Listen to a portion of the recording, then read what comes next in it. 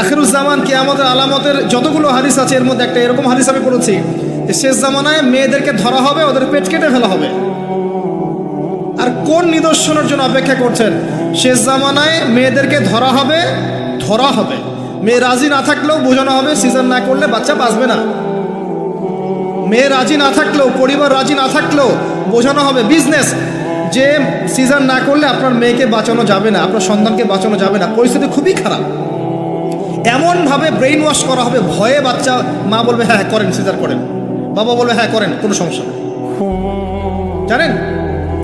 এবং এর পিছনে লাখ টাকা, 2 লাখ টাকা, 5 লাখ টাকা নির্দ্বিধায় খরচ করা হবে। বিজনেস, টোটাল বিজনেস একটা ক্রিটিক্যাল অবস্থা এক জিনিস, আর নর্মালি সবাই গণহারে সিজার করছে আরেক জিনিস।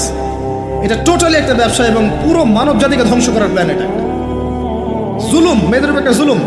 শেষ জামানে হাদিস এসেছে যে আখিরুজ্জামানে মেয়েদেরকে ধরা হবে, মানে মেয়েরা ধরা দিবে না, ধরা হবে, পেট কেটে ফেলা হবে, এর ভিতরে যা আছে ওকে বের করে ফেলা হবে। স্পষ্ট টাটকা হাদিস। কেউ দলিল চাইলে আমাকে নক করেন, আমি দিব দলিল ইনশাআল্লাহ। কোন সময়ের জন্য অপেক্ষা করছেন? এই সিজারিয়ানস, এই ট্রেডিশনটা আজকে থেকে 50 বছর আগে ছিল। আপনার দাদিরা কি এইভাবে সন্তান জন্ম দিয়েছে? তাদের 11টা বাচ্চা হইতো, 12টা 15টা বাচ্চা হতো, আর আমার 1টা 2টাতেই সিজার লাগে। গরু ছাগলের বাচ্চা হয়, আমাদের বাচ্চা হইতে পারে না? সুবহানাল্লাহ, সুবহানাল্লাহ। ইভেন আমার ক্ষেত্রে এমন হয়েছিল।